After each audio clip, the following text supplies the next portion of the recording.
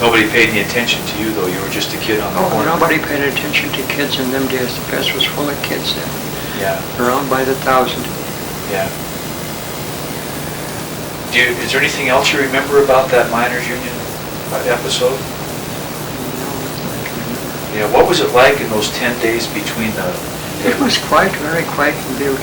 All the windows were. But the women went up there, and there was a big carpet in the union hall, and they cut the carpet into sizes for their houses, and took it. And you think the miners' union was blown up after word came to town that the metal mine workers were organizing? That's right, yeah. And so you think that they blew it up to keep the union? They never blew that up on Miners' Union Day. I see. Regardless of what the Standard or any other paper can tell you right now. Okay. And Metal Miners Workers Union came in here and they were over in the steel block. They had the front room in the steel block. And the strike came on and they gave them coupons for to eat on the miners. That's all they had. And they went to grocery store. That's where they got their food. There was no chain stores in here that time, you know. There was Luty's and Brophy's were the big stores here. Hennessy's had gone out of the business of selling food back in them days, but they did open up a store later in the basement there. What was there on the miners' union? Were you there when the people were shot accidentally or shot in front of the miners' union? The man that was killed by accident? No. You didn't see that? I didn't see him get killed, no. Yeah. Then another thing about your neighborhood, how often would the whistles go off in the mines? The whistles that go off at 8 o'clock in the morning, and at noontime, the whistles would all blow again, and the whistles would all blow again at 4:30 and at 6 o'clock. Okay. Was that for a shift change or why? Shift changing, yeah. Okay. And when they came down the Anaconda Road, the miners, they were 10 and 12 abreast coming down, you know, they just covered the street there, not the sidewalk. They were the sidewalk and street both covered with men coming down from out shift. Did you ever go up by Corktown above the Stewart where they were coming down the steam line in the snow? Did you ever see them come out that way? Come down from the Mountain Con and the mines along the top? No, I didn't watch them. You never did do that? No, but I used to go up and we'd go up Wyoming Street, and there was a footpath where you'd walk, and you could go right up and over and into the top of Dublin Gulch there. Did the miners come down that footpath? No, they didn't come down that footpath. Okay. Well, when did your dad pass away? January the 1st, 1960.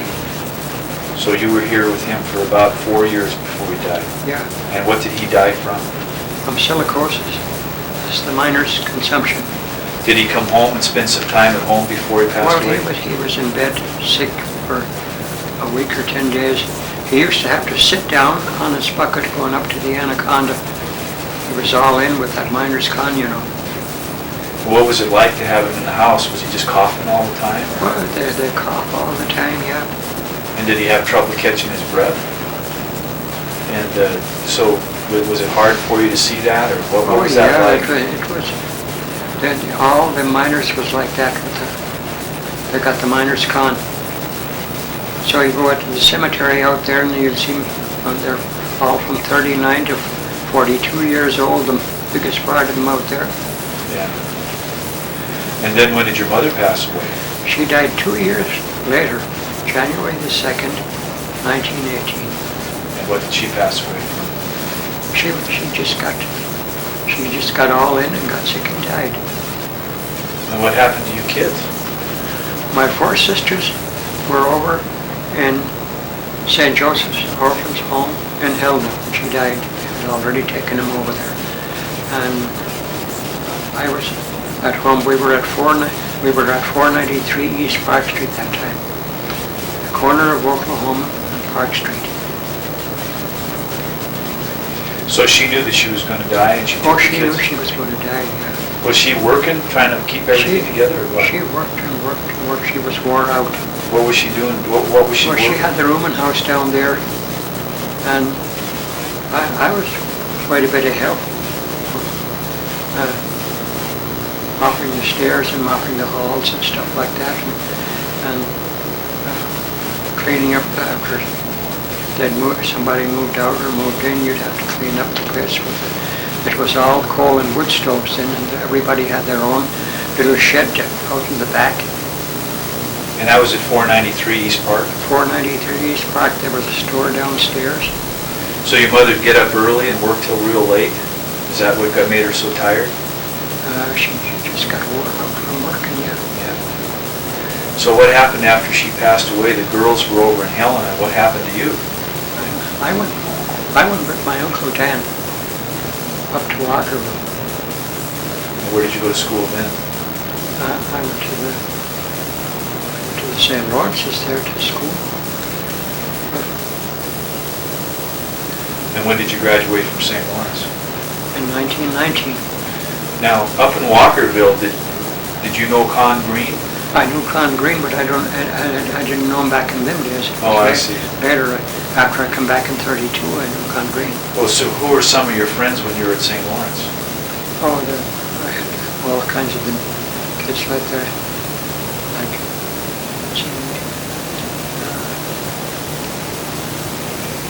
O'Neill's.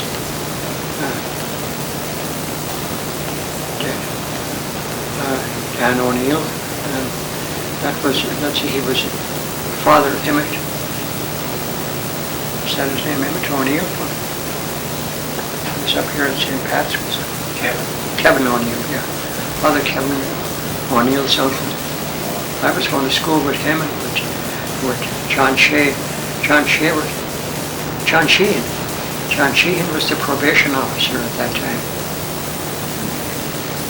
And then when you were in Walkerville as a kid, did you come down to Butte much after you moved up there? Yes, I did, yeah. Did you just walk down? I stayed with the old Washington school I was at the Washington Junior High when my mother died. And I stayed with that for a little while. So when you graduated from St. Lawrence, who were some of your teachers in St. Lawrence School? Do you remember them? Sister Rosalia. The other one was two of those. And I got the diploma right there. I could show it to you. Yeah, maybe we'll get a picture of that later. Yeah. Did you, were there a lot of widows up there? Oh, they were all over the place because if their husbands worked in the mines, there was no time before they were widows. The company didn't pay nothing, but the county of Silver Bowl gave a few dollars for every kid they had, for feeding for the month. Did you make any extra money? What kind of things would you do to make money if you did? We didn't. I wasn't big and old enough to get a good job in them days. Yeah.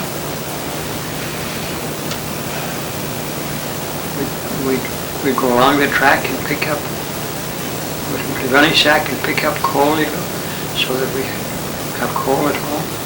And the fireman on the engine, he'd throw a couple of shovelfuls out so that we'd get plenty of coal.